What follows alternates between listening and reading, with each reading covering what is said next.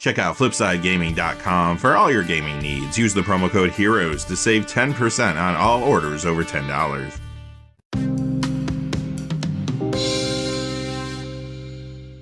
Hey there, this is John from Heroes and Legends, and welcome to this special edition of the Magic the Gathering Market Watch. It is that time of the week again to count down the 10 hottest cards of the week.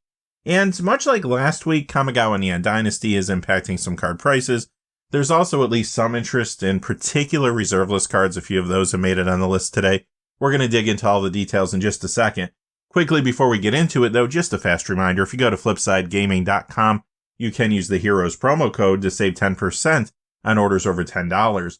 Currently, you can pre-order Kamigawa Neon Dynasty products there.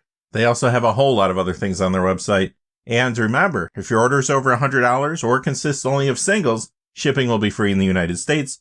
Also, whenever you use the promo code, it does support the channel, which is always appreciated, so thank you. And without any further ado, let's get into it. Number 10 is rising to the top. It is Cream of the Crop, up $1.37 to $9.03. That is an 18% increase. So this is a good time to quickly let you know how we compile our top 10 every week. We look at two major pieces of criteria.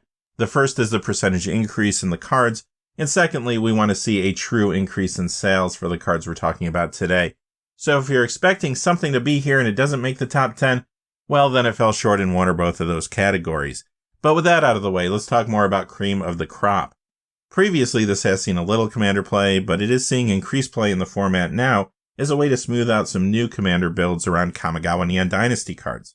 Some players are picking this up as an upgrade to the Upgrades Unleashed Commander deck, and this was mentioned as a good upgrade to that deck in the Command Zone podcast this week that could have brought some more attention to it. Others are putting this in fresh builds around a card from that deck, Chishiro the Shattered Blade, or also I've seen this in some deck lists around Kyodai Soul of Kamigawa. Worth noting too that this is a Morningtide rare that's yet to be reprinted, so it does not take too much typically to make cards like that move. Number 9, Chainer Dementia Master, up $1.47 this week to $12.64. That is a 13% increase. Now this is an older card that's yet to be reprinted, and that is true of a number of cards on our top 10 this week. Recently, you did see this getting just a little more Commander play in some Umbra Sphere Manifest decks. It also shows up as a Commander occasionally, but usually when you see this, it's in Carrick Son of Yawgmoth builds. Number 8 is Hero of Bladehold. This is up $1.78 this week to $11.03 for a 19% increase. So this typically has seen a little Commander play too, but now many players want this for a popular new Commander build around a Kamigawa Neon Dynasty card, and that card is Isshin Two Heavens is One. This was mentioned by the Command Zone podcast in the past as a card you might want in that build, and it was also brought up again this week in a Tolarian Community College video as well. Those are channels that get a lot of views and could have brought some attention to the card. Number 7, Tower of the Magistrate. It goes up $1.89 this week to $10.70. That is a 21% increase. So this has always seen a little Commander play, but now I am seeing this in some early deck lists around a new card at times. That card is Lightpaw's Emperor's Voice. Additionally, though, on some occasions I have seen this show up in Legacy builds recently. We'll have to see if that catches on. It is also another older card that's yet to be reprinted. Number 6 is Psychic Vortex, up $1.92 to $9.99. That is a 24% increase. This gets Commander play in Obeka Brute Chronologist builds, but the reason it's moving right now is due to its status on the reserve list more than anything. This might be the start of a buyout, something to keep an eye on. Number 5 is Whip Silk. This is up $1.93 to $3. That is a 181% increase. Now, this is another older card that's yet to be reprinted. It is a common, though, but still going up in value quite a bit. It has seen Commander play in the past in Sithis Harvest Hand, for example. With the strong enchantment focus coming from Kamigawa, many players are building or rebuilding Sithis decks now. I've also seen this in deck lists around another new card from the main set. That's Tatsunari Toad Rider.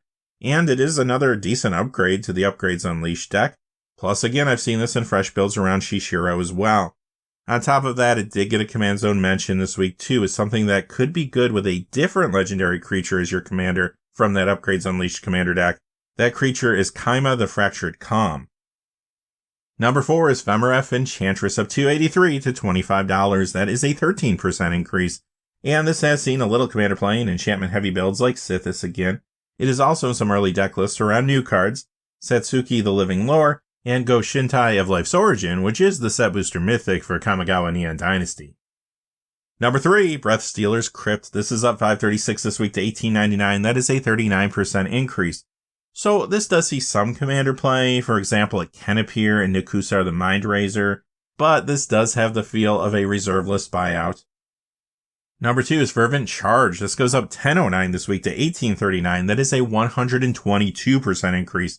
This has seen a tad bit of commander play in the past, but now this is another card that many are putting in commander builds around a new one. And again, that new card is Isshin 2 Heavens as 1. On top of that, it's also another older card that's yet to be reprinted. And like Hero of Bladehold, this has been mentioned by the Command Zone podcast and Tolarian Community College recently as a card to include in Commander Isshin decks in recent episodes. And number 1 is City of Shadows, up $21.71 this week to $156.67. That is a 16% increase. This does get a little commander play, but it was the target of a public buyout. Alpha Investments also did a video discussing the price trends around this card not too long ago. And again, that could have brought some more attention to it in general. That's going to do it for this week's Top 10 Hot Cards of the Week, but remember to join us this weekend for the regular episode of the Magic the Gathering Market Watch, where we deep dive into everything that's happening in the secondary market. Until then, though, hey, stay safe out there. Thanks for watching. Please remember to like and subscribe, and have a great day. Hey, thanks for watching. This video is made possible through the generous support of viewers like you on Patreon. Check out the description below for links to our Patreon page, as well as our Amazon affiliate store, where a small percentage of all sales will also help support the channel. Finally, if you haven't had a chance yet to subscribe, hit that subscribe button so you don't miss any of the new videos on Heroes and Legends.